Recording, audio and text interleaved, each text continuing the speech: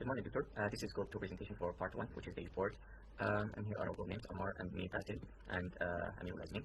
So this is the paper that we used in assignment 1. And as we mentioned in assignment 1, we are using the real-time energy harvesting, where the energy is considered, unlike the traditional EDF and the RM, the energy is not considered, and we may get missed in the lines, and so that's why we are applying the advanced from EDF, which is EDH.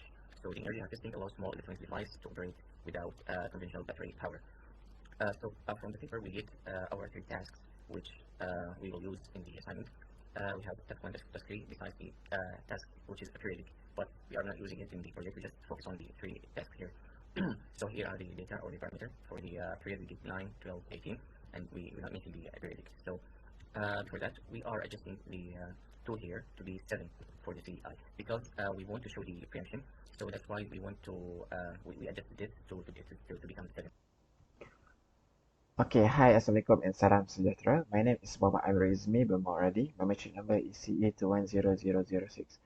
Okay, I will explain about the simple test. Okay, for the hyper period, the answer is 36 seconds. Okay, and then for the utilization is 77.8%. So the total utilization of 77.8% is within the required range of 65% to 100%.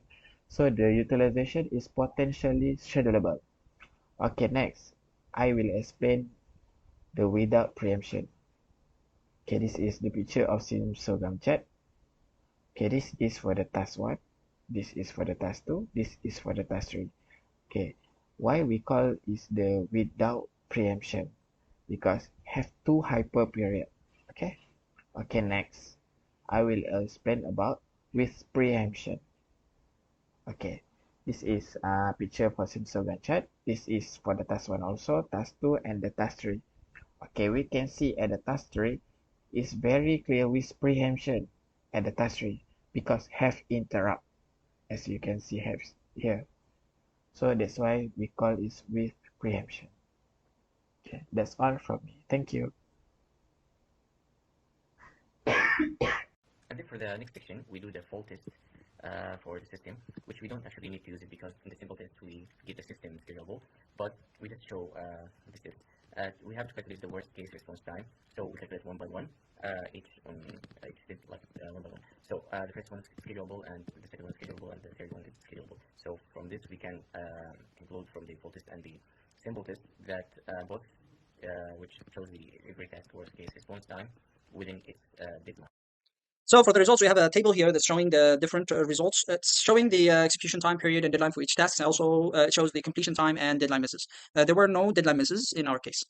Here we have the sensor results, sensor logs. It's the same as the explained as in Gantt chart earlier. This is with preemptions, the RM scheduling. And we have here, without preemption, EDF, earliest deadline for scheduling. It shows 1 hyper period, around 36 seconds. Shows the tasks activated and then executed, terminated, and so on. We have here preemption at task 3, but actually there was no preemption. As you see here, it's like preempted and executed at the same time at 9 seconds. So you can ignore this preemption in the logs.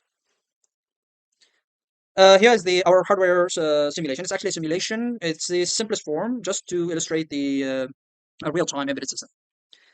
And the simulation logs, we have here this is in serial monitor. We have the task 1, the start, finish, and release time. So task 1 is released initially, and then it starts at 2, finishes at 4. Task 2 is released at 2, but only starts at 4 and will finish at 6. 2 seconds for both tasks. And for task 3, it is released at 2 initially with the others, but it is started on 6 seconds.